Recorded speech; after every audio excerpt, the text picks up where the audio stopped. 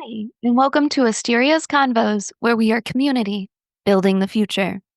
I'm your host, Asteria Elzea, hosting from land currently known as Los Angeles that has been tended for thousands of years by the Tongva and Chumash peoples. I owe everything I am to lands in the traditional territories of the Sauk and Fox nations. I acknowledge these ancestral tenders as a truth practice and reminder of the violence in our shared history, which has privileged myself and my farmer ancestors. Other identities I lead with are white, gender nonconforming, bisexual, and polyamorous. I'm newly discovered neurodivergent. I have CPTSD, severe generalized anxiety, and am chronically ill with Ehlers-Danlos. I've trained in connection and community building with Desiree Attaway, Beautiful You Coaching Academy, and in Carmen Spaniola's attachment-based, trauma-informed facilitation method. I have a work history in special events and as a stagehand. Plus, I'm a certified data analyst and practicing witch. I hope to explore all these topics and more on Asteria's Convos.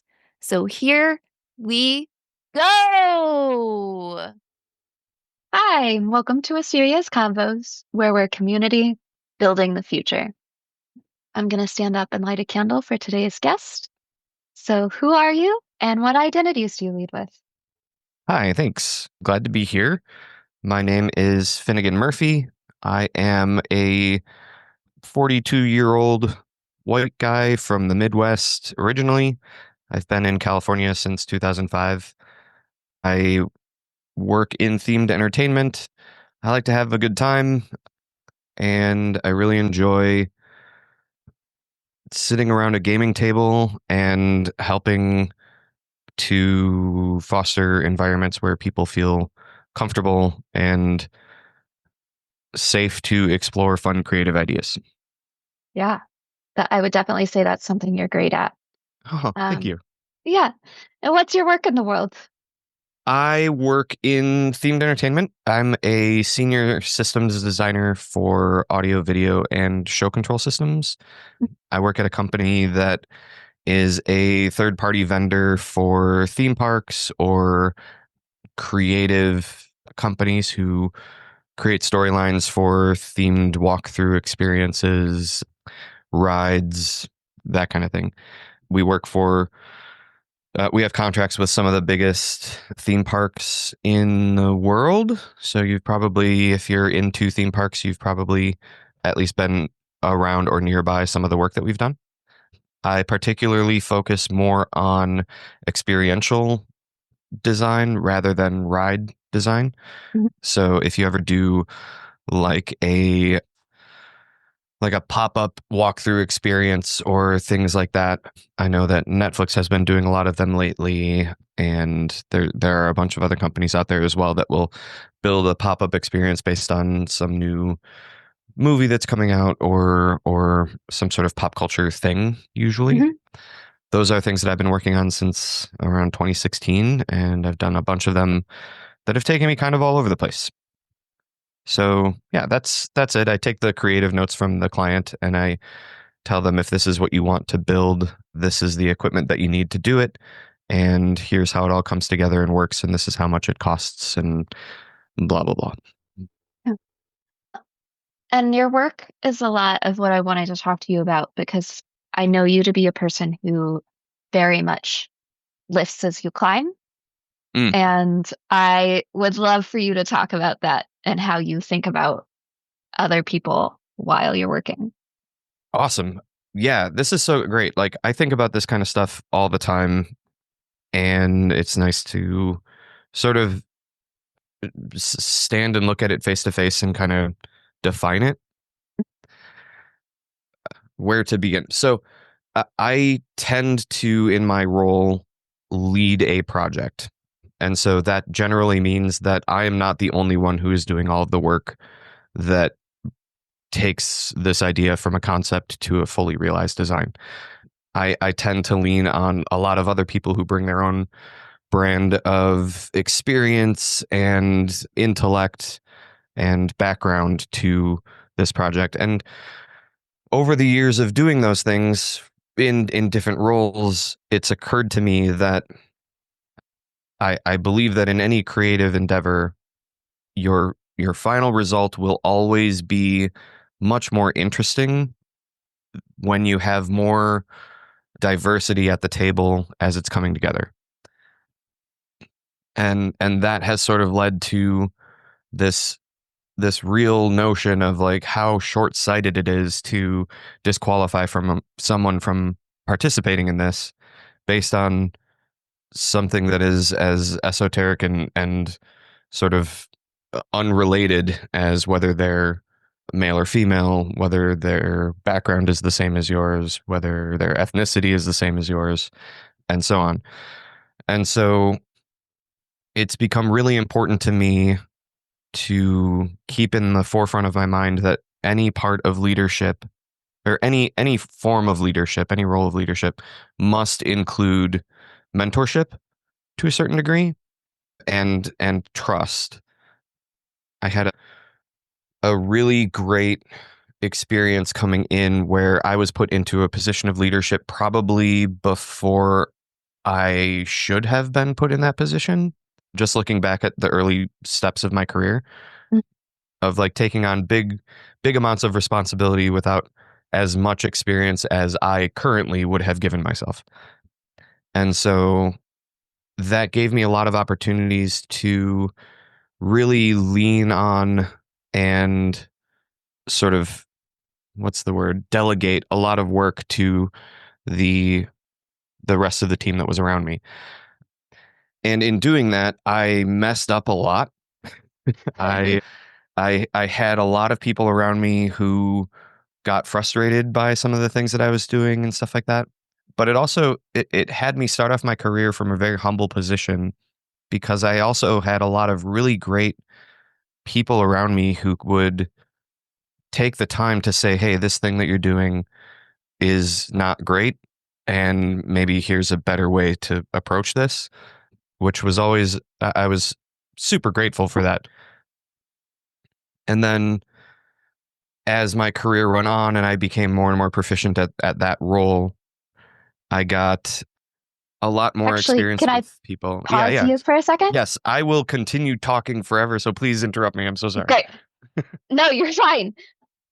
I would love a more concrete example of what kinds of Sure. things you were doing and kinds of ways people talk to you about Yeah, so I would lead a installation crew it. to put in an attraction, and it Great. was a lot of physical labor, a lot of late nights, a lot of like going up and down ladders, carrying heavy things, pulling cable, doing a lot of fine detail work in connecting cables together and terminating them to their head end connectors and stuff. Mhm. And one particular example, I had a person on my team who had knee problems.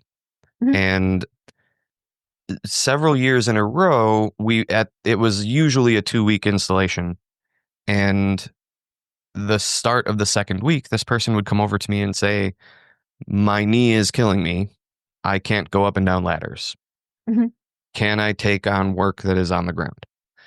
And young novice Finn was irritated by that because it was inconvenient for me and it Mhm. made my objectives harder to achieve because I had someone who was grounded. Mhm. And I already had a bunch of other stuff I had to negotiate and balls that I had to keep in the air. And so that was the perspective that I had going into that conversation, was how inconvenient it is for me. Right. And after, I think it was like maybe 2 seasons of this same thing, I had this realization that like this person will continue to come back year after year. Overall, that's a net positive Mhm. because it's somebody that I don't have to train from the ground up anymore. We have a shorthand of communication now. They understand the way that these things work and will continue to improve and get better and better. But I need to figure out a way to leverage that person's knowledge Mhm. in a way that was helpful. knowing this limitation, a physical limitation. And so the third year, the way that I had been doing things was I would work on terminating things in the tech room, because in my head, it meant that if anybody needed me, they knew where to find me. It was a bunch of like 1,000 very tiny tasks.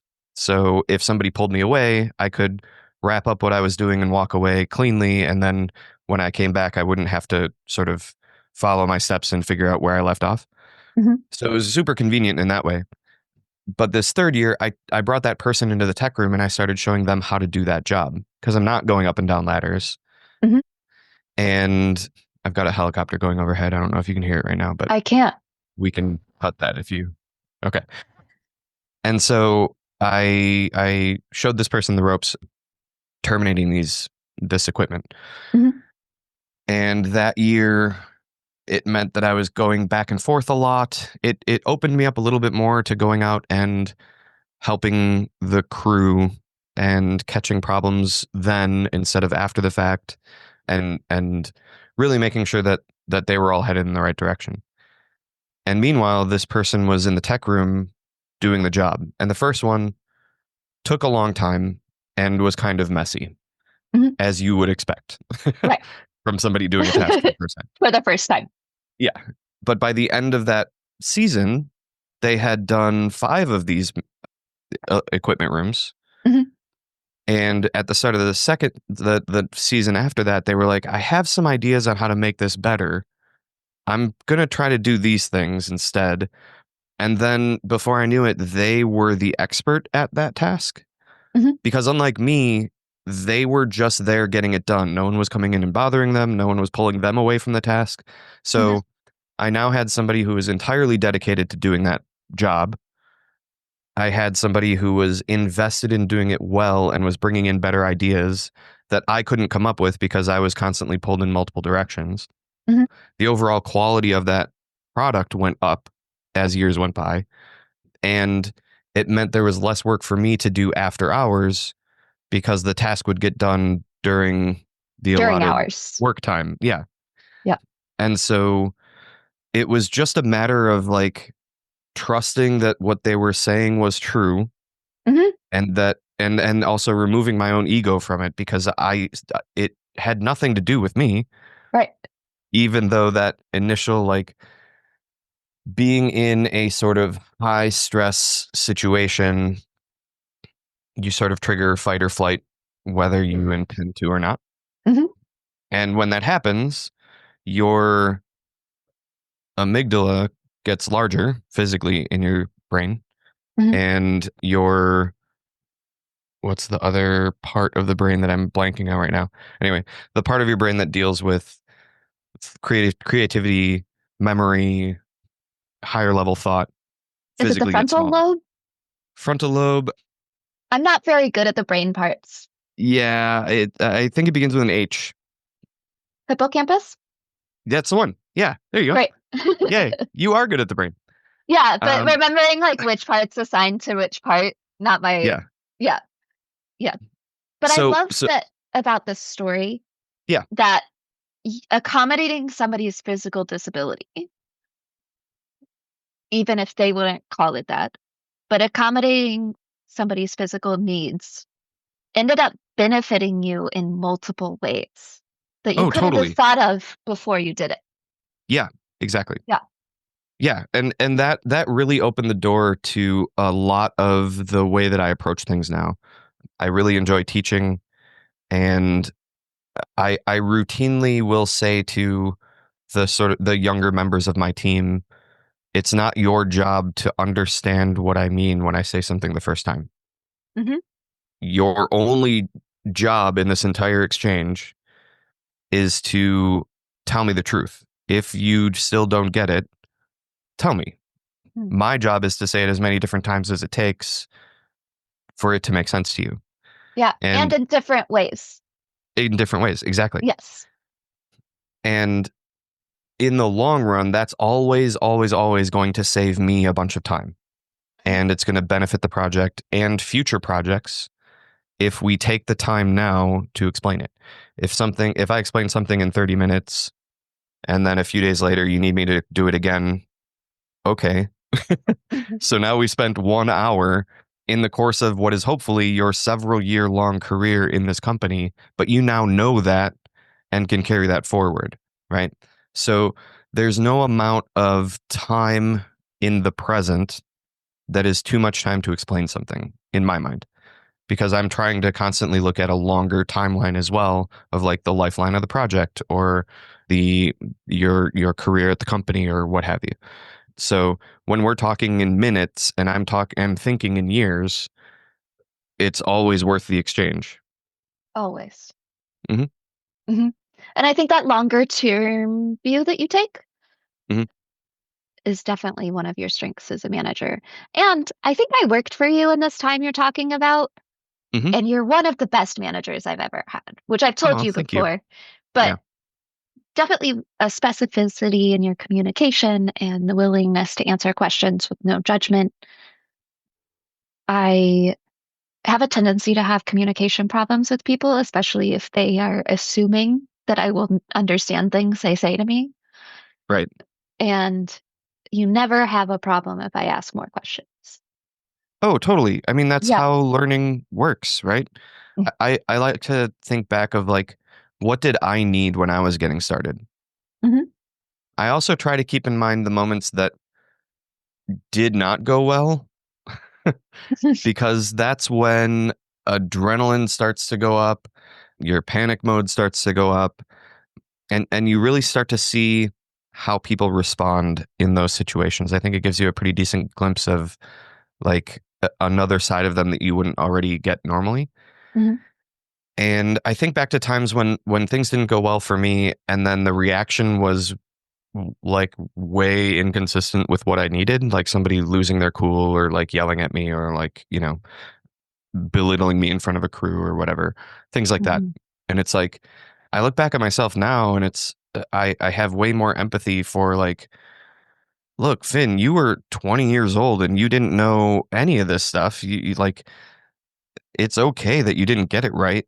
And in the long run, Yeah. everything worked out fine anyway. So like the reaction of somebody just like blowing their stack or giving somebody the cold shoulder or bad mouthing somebody because they made a mistake is just so like small minded in my mind, Hmm.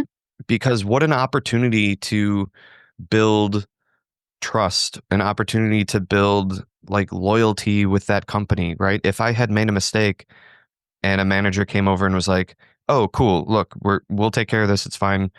Here are the steps to make it better." And then also, here are the things that we have in place or that we would like to see from you to avoid this in the future.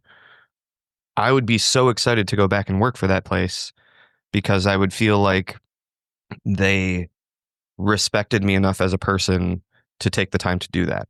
Hmm. And when you're in the industry that I'm in and we're trying to do a lot of these things all at the same time, tons of contracts at the same time, a lot of timelines that are shorter than others need to happen faster. The less time I have to spend training somebody on the whole thing A to Z, the better. If we can start even at B or C and go to Z, that is a net positive. Yeah. And so to do that, we need to treat people with respect. We need to trust what they say when they tell us things, like my crew member with the knee. We Hmm. need to meet them in an honest place so that when they ask questions, when they do have questions, they feel comfortable asking them. Hmm. Yeah. How have you taken those lessons from earlier in your career and you apply them now? I think a lot about the people who helped me, Hmm. and I try to apply that same style to the way that I work now. Hmm. So when I was first leading crews, I had specifically two really great people who had a lot of experience who probably should have gotten in that role instead of me. And both of them were generous enough with their experience and their time to help show me some shortcuts and explain why some of the things I was doing was irritating the crew. I would do a lot of things early on where I would answer a question like immediately because it would get the crew to continue working. Like if this question is stopping them from working, I would give them an answer. And then my tendency was to continue to think about that question and then come up with a better solution and then have to go back to them even like 5 or 10 minutes later once they've already gotten started on the thing. And so one of the big lessons that I took away from that was like, it's okay to not have an answer immediately. Mm-hmm. And when that happens, because it will happen, not if it happens, but when, it is always better to say, that's a great question. Let me think about it. Do you have other things to work on in the meantime? And then that allows them to continue working. It buys me a little grace time, a little grace period to figure out some things, maybe go talk to somebody else and get their input, or go stand in the space physically and kind of look around and try to figure out something creative and then deliver the answer instead of just like shooting from the hip all the time. Mm-hmm. And so I try to take all of the lessons like that I've learned, the way that I bring those forward, especially when I'm leading a team, is I think a lot of scary things vanish when you give them a name. Sure. And so if I try to put myself in my team's shoes, and if this is their first big project or if they're in a new role on a project, I just name it. I'm Yeah. like, hey, everybody, we're doing our team kickoff. We've got this person here who's a new associate with us. They started 2 months ago. This is going to be their first time working on one of these big contracts. I'm really excited to have them here. So if they have any questions, they might come to you. You're always welcome to come to me, and we'll sort it out. It's all good. We've all been there before, and this is how we learn how to do this. So no one expects you to have all of the answers right out of the gate. I hope nobody expects me to have all the right answers out of the gate, and do things like that are like, we're all in this together. Let's do this as a team instead of it's my way or the highway kind of thing. That Mm-hmm. that tends to do the opposite of what you're hoping.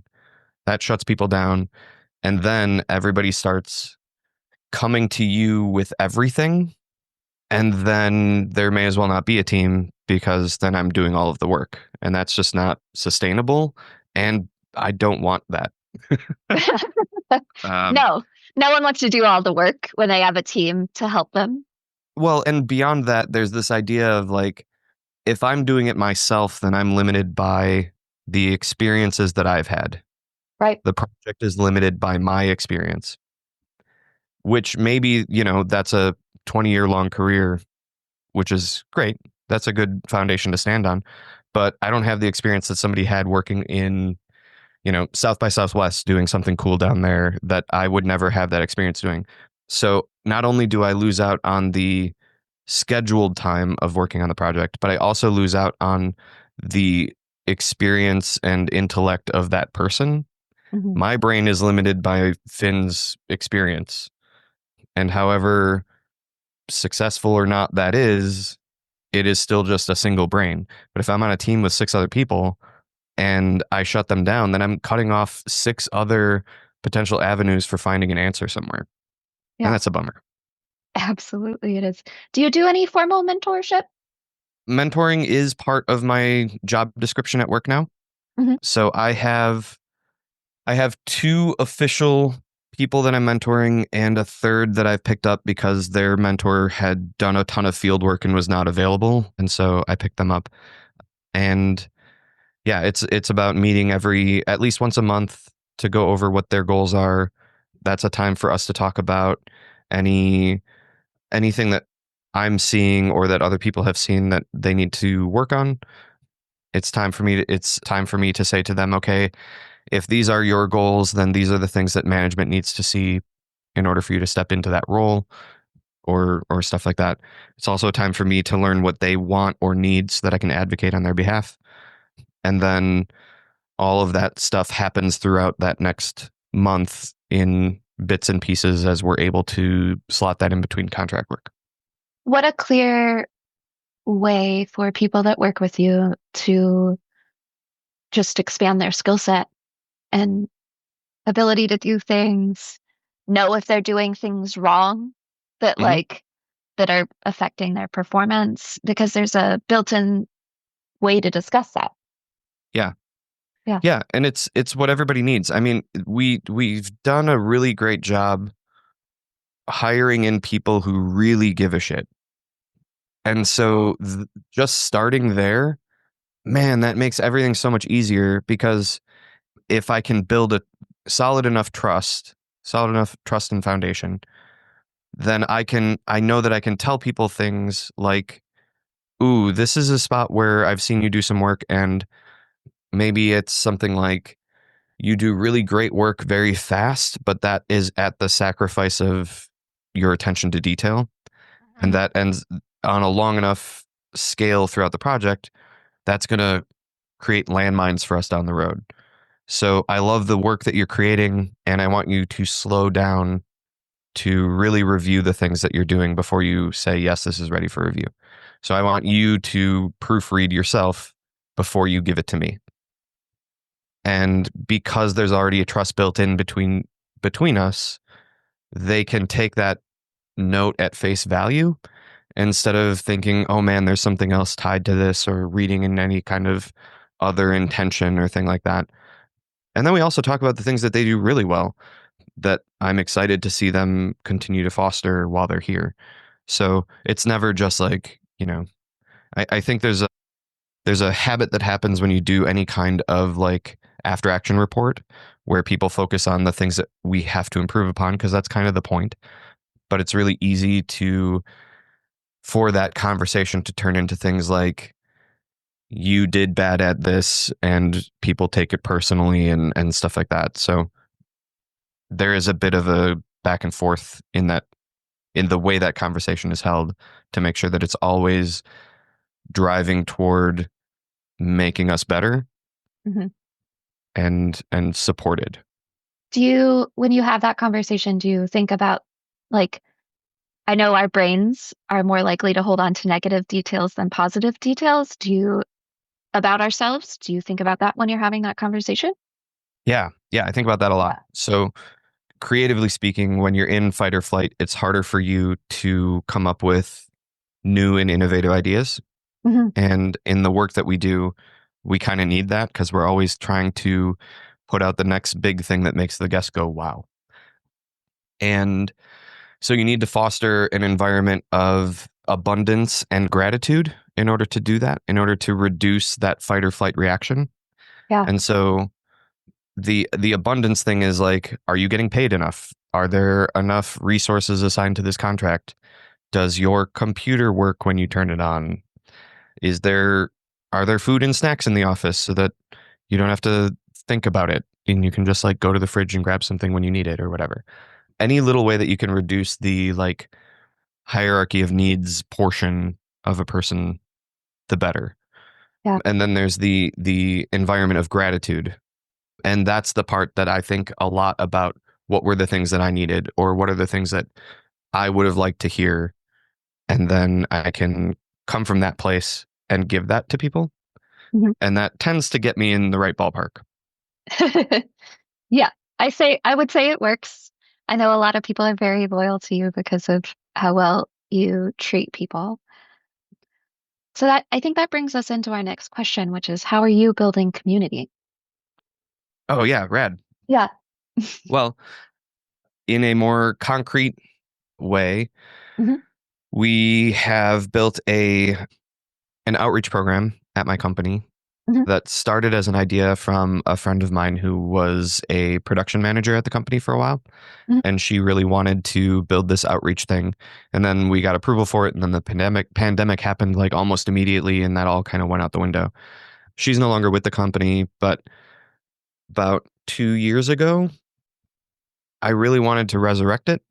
Yeah. And so I teamed up with another member, another coworker at work, another friend of mine who is outstanding. And she's like plugged into so many different companies and resources and next generation stuff in the industry.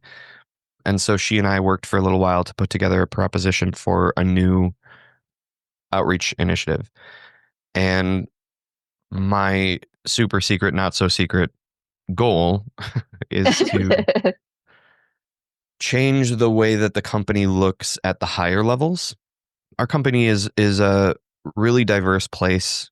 There's a really good spectrum of men and women, of or male identifying, female identifying, and other. There's great different cultural backgrounds. We've got a lot of employees who are from other countries. We've got a lot of employees that are ethnically from other areas. We've got just a really great spectrum of minds at this company. Mhm. And at And the highest level, it's a lot of just white dudes making decisions. Mhm. And I'm fortunate enough to be in a place where my boss asked me point blank what he needs to know about the company and how he can make it better Mm. at my 1 year interview, or 1 year, what do you call it? Performance review. He was like, okay, cool. We got you down. What do I need to know? What do I need to work on? Which was amazing. Yeah. And that was my note. I was like, everything here is awesome. Everyone at the top looks like you and me. Anyone who's responsible for something is a white guy. Yeah. And he said, I know, here's my problem. I started this as a small company, so I hired my friends to come help me. And because my friends are people who hung around in the same circles that I did, a lot of them looked like me.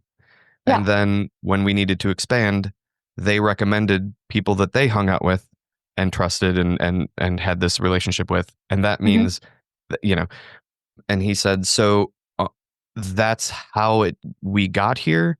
And then when we put job applications out there or job postings out there, we would get like very few applications. And the ones that we would get were from schools that we already were familiar with, things like CalArts, UC Irvine, UCLA, a lot of schools where, generally speaking, you need to have a lot of money to go there. You need to have a lot of resources to go to that school. And as we know, world being what it is, that tends to mean the people who go there look a certain way, Yeah. come from similar backgrounds, I guess is a better way to put that. Sure. And so part of what my coworker and I put together is we wanted to start tapping into the other schools in the area where there weren't as many strong resources so that we could be that resource for them. We've got Mhm. a whole warehouse full of some gear that's never going to go on a show. It's old, it's like a generation or two old, but it still works perfectly fine and the concepts are still the same.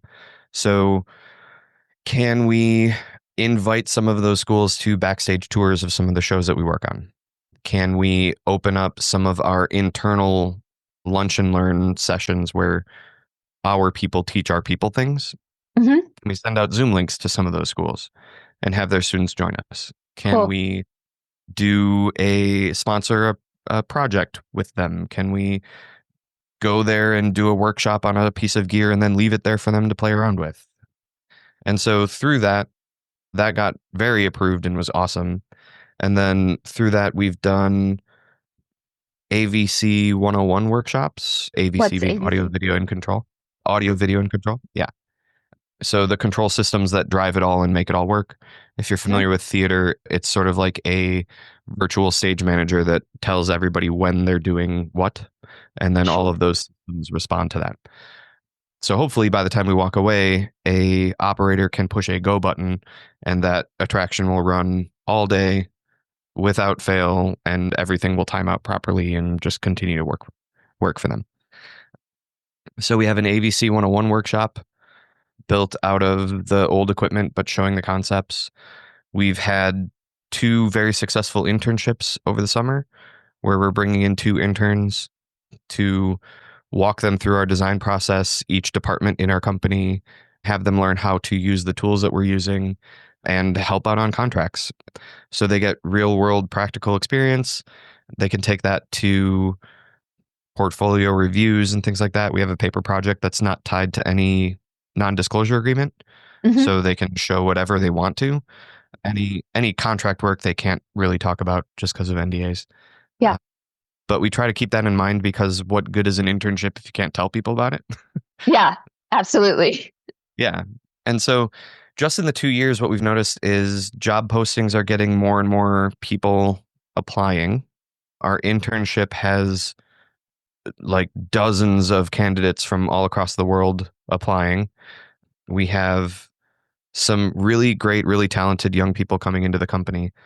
And my hope is that on a long enough timeline, students will become familiar with the process that we have and chase that down on their own now that they know it is out there and it exists as an option. Because like nobody thinks about theme parks. There's a gap in education where it's like theater, got it. Yeah. Film and cinema, got it. But theme parks, there's like not representation. Well, And and we theme don't, parks are where the money actually is. Like, there's no money working in theater. There's only money if you get to the super top levels of cinema, and that's like still questionable. But there's money that actually good paying jobs in theme parks.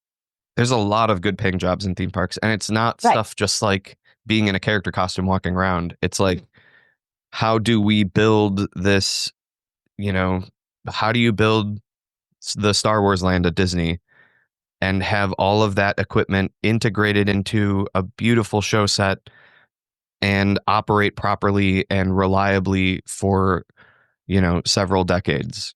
How do you Yeah. build that design? How do you engineer all of that? What's the programming like for that, right? Like those are real technical, great jobs to have. Or building shows on cruise lines or touring shows that have to have all of the gear packed up into as few trucks as possible to save on transfer fees. And, you start to then get into the weeds on building equipment lists that include information for carnet stuff so you can transfer it between countries and not have any problems. Mm-hmm. I mean, there's so much fun, exciting. Well, I think it's fun and exciting. like processes that need to be taken into account when you're building a thing. Is it in one place? Is it touring? Is it Mm-hmm. touring locally or nationally? Is it touring internationally? Yeah. Is it indoors or outdoors? Is it both? Is it, so how much interaction do you need to have from your operator staff? Is it a skeleton crew? Is it a full like realized staff that's interacting with things? All that kind of stuff. It's pretty rad. I dig it. And yeah, like you said, it's well paying. Yeah. And so, yeah, let's get more people into it. Absolutely. How are you looking towards the future with your actions? I want to, man, I thought I had an answer right out of the gate, and now I'm trying to struggle to say it the right way.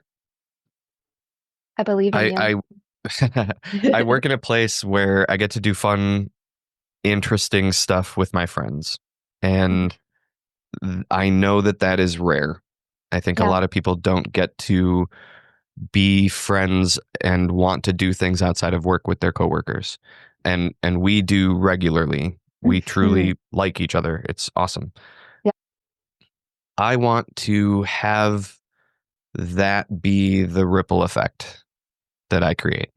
I want to create a space where we have an environment that encourages people to come in and feel safe and secure so that not only do we get the best work out of those people, but that those people get the best livelihood out of it.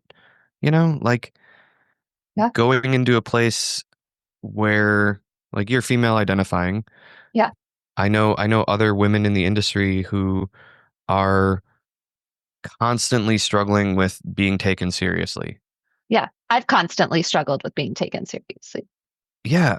How fucking exhausting. Like, how Yeah. can we just in general, how do we expect somebody to perform their best when they're also having that battle go on constantly? Right. You have to That's fight impossible. for everything you say. And studies have come out that have said that, like, men are very likely to just say no immediately to women. Mm, Um, and statistically, it's just like ingrained. And even if they think about it later or somebody else suggests the same thing to them, they find a way to justify it in their heads. mm, But there is something that a lot of white guys can think about in there, which is, am I immediately saying no to a woman on my staff, to my wife, to my female friends? Is it my inclination to say no first rather than actually think about what they're saying. Wow, that's interesting. I've heard that before, and yeah, it has forced me to take a look at that. Is that something that I'm doing?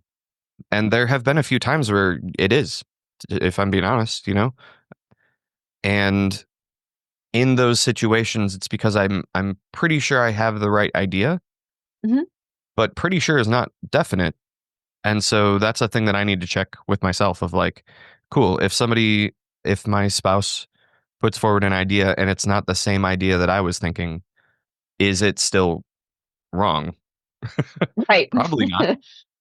Who Your knows? spouse is brilliant. So, Yeah, exactly. And so so that's been a thing that, even I need to work on mhm. is just because it's not conceptually the thing that I was imagining doesn't necessarily mean it's not the best way forward. Right. I definitely think that tendency to think about and check yourself Mm, is a way you're looking towards the future with your actions. Like you want the world to be better. And so you take feedback pretty well and you're like, yeah, oh, that makes sense. We yeah, just did it right now. yeah, yeah. Yeah. I also had to, in the course of my marriage, a lesson that I learned and that I still actively work on Mhm. is that in like, let's say we're having an argument about the way something happened. I might be correct in saying, no, it didn't. That wasn't the intention. It was framed in this way, and XYZ or whatever. Mhm. And that may be true, but it doesn't mean that the emotional context is also not equally as true and valid. Yeah. And so that has been a big journey for me as well, outside of the work sphere, of taking people's that has also come back and helped me in the working place in the workplace is taking people's emotional context into account when discussing ideas on a grander scale, or specifically in terms of discussing problems that have come up, is that it kind of doesn't matter what actually happened. We got to this emotional state here right now. Yeah. So we don't need to reframe the argument to try to make it better, right? Because maybe it is a misunderstanding. Mhm. That happens. It's okay. Yeah. Um, but then how we approach that misunderstanding is the key, right? If it's a misunderstanding and I say, no, I didn't intend it that way, you're misunderstanding me. It was meant to be like this. Sure, maybe that clears the air, but you and I might still have some friction there because I didn't acknowledge any of the things that you said that were true. I just said you thought it wrong, which is Yeah.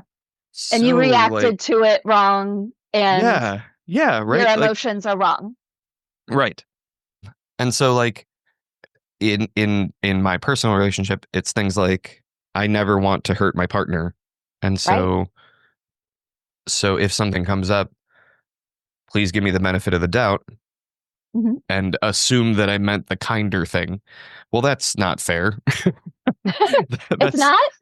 that's super cheap. Like it's still on me to also have their their emotions in mind when I'm saying things. Like I don't get to Oh, just pop off and say something and then be like, no, I meant it in the kinder way. That's not how it works, and the emotional context is still valid. So then bringing that into the rest of my community, my workspace, my social circles and things like that, it has also made it a lot easier to step away from that solution, that sort of knee jerk reaction, which I think comes from a place of shame of like, oh no, I did bad and I didn't mean to, and I would never want to do that to you as a person. And so let me like backpedal and try to make it better. Well, time only moves forward. So let's just look to the forward. Make a sincere apology. I'm really sorry that I said that and that it caused this reaction. I that is not what I wanted. And here's here's what I would like to do moving forward. What can I do for you? That kind of thing. Like trying to work at it from a future moving perspective rather than a back past looking perspective. mhm. I find Yeah. has led me to more success than the alternative. One of the things that I learned in my facilitation course about myself and other people is that different neurotypes can experience discord differently or experience different things as discord.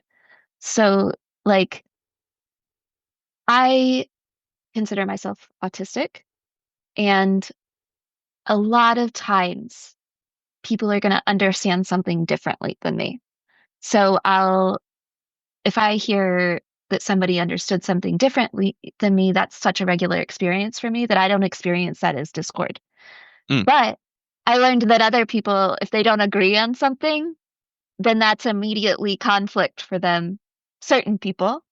sure. And like that needs to be addressed first Hmm. before whatever the misunderstanding was. And Wow. yeah, and I think that's important to keep in mind. Whereas I'm just like, oh yeah, different people have different perspectives and like makes sense, they're different. Yeah. Yeah. Yeah. That's interesting. That's really great. I'm going to think about that for a minute.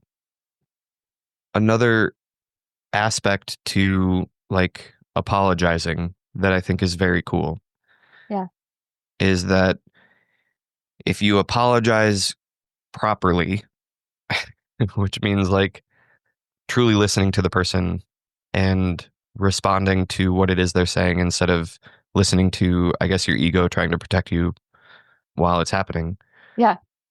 If you can do that and then make a sincere apology with positive action that comes out from it, you can actually build that can also be used as a strong community builder. Hmm. There Repair were, is more important to relationships yep, than not having conflict. yes, yeah. I had a crew member who had dropped her screw gun on the Hmm. ground. And in doing so, the battery got lodged in a certain way that the screw gun was no longer working and the battery was stuck, and I had to like use tools to take it apart and fix it.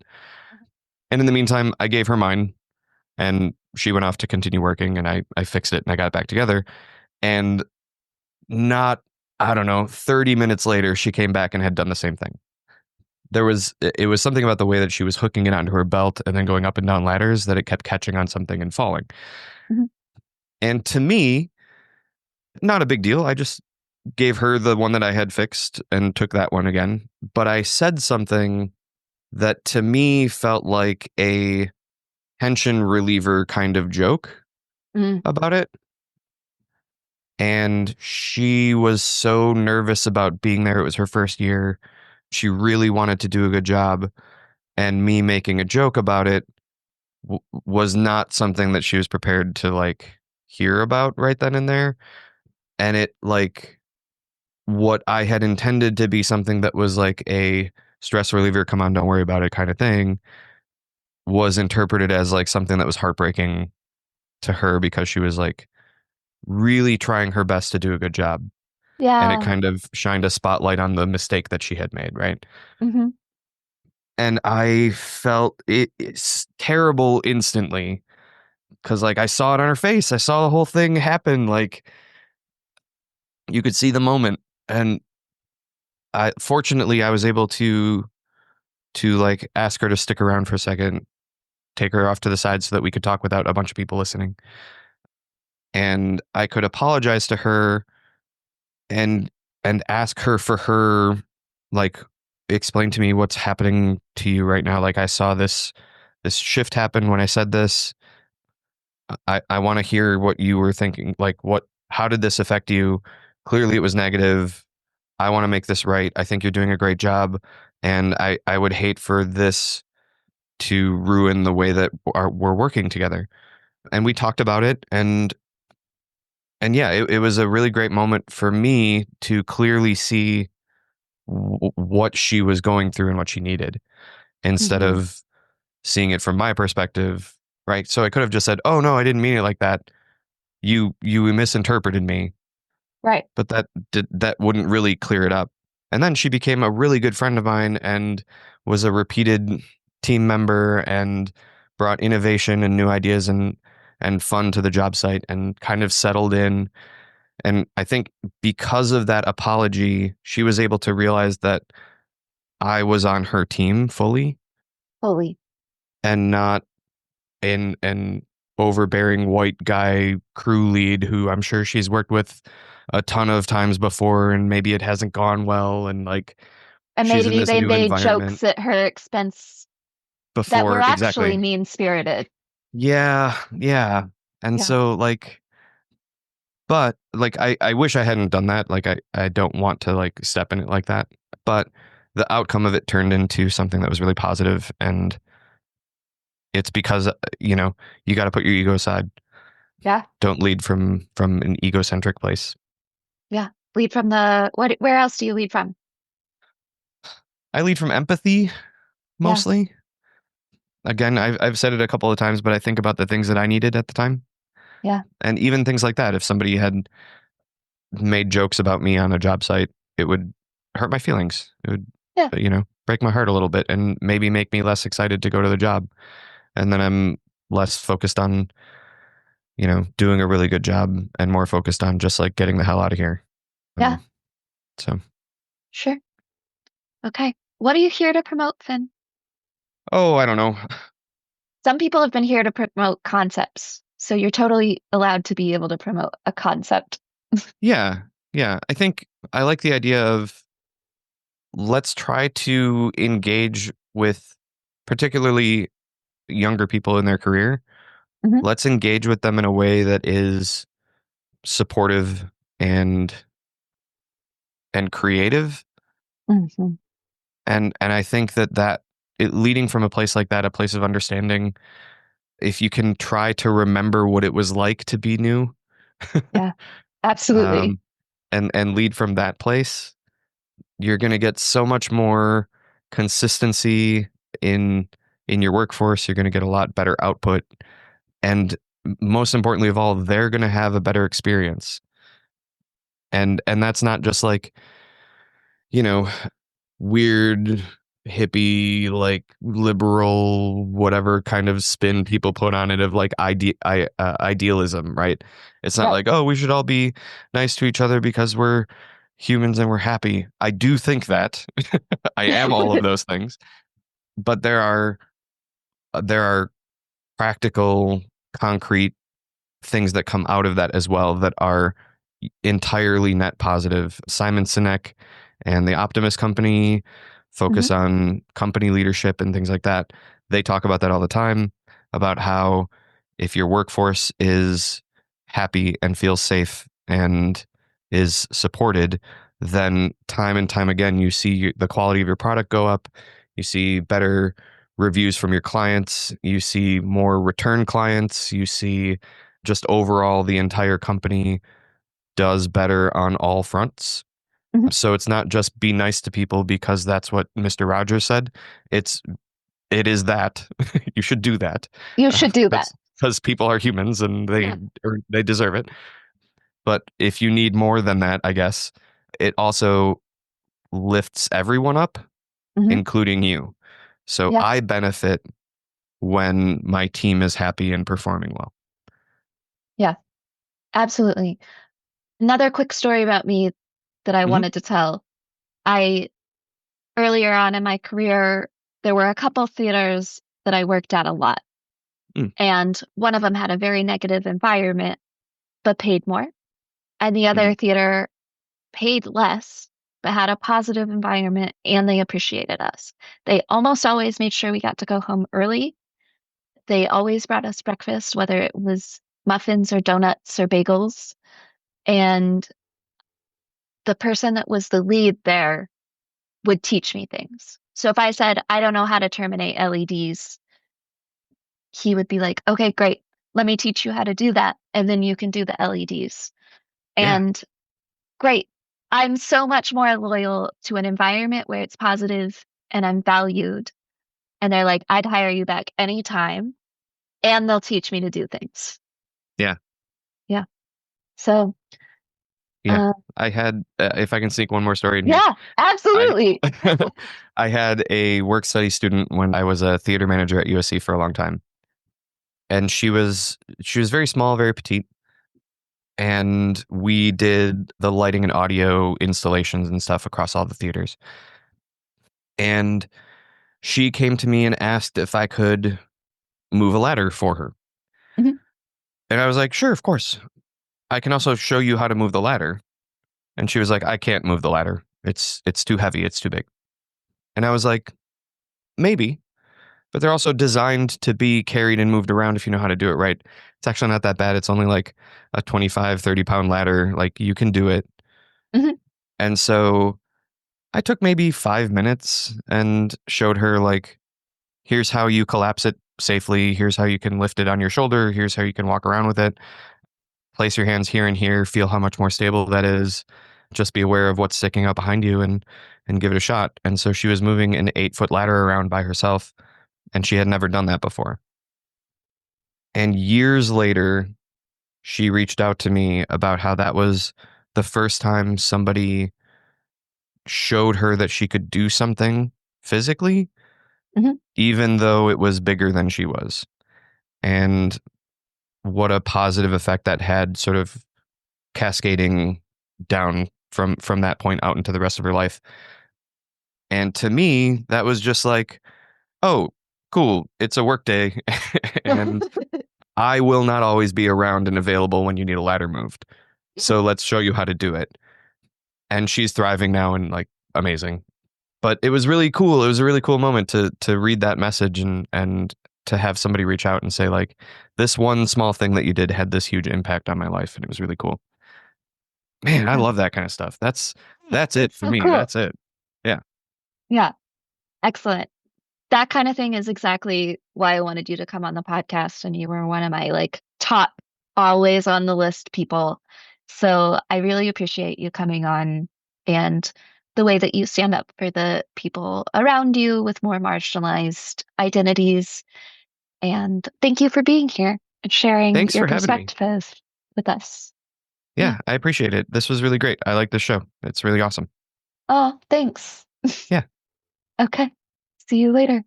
Okay. Bye. Thanks for tuning in to Asteria's Convos.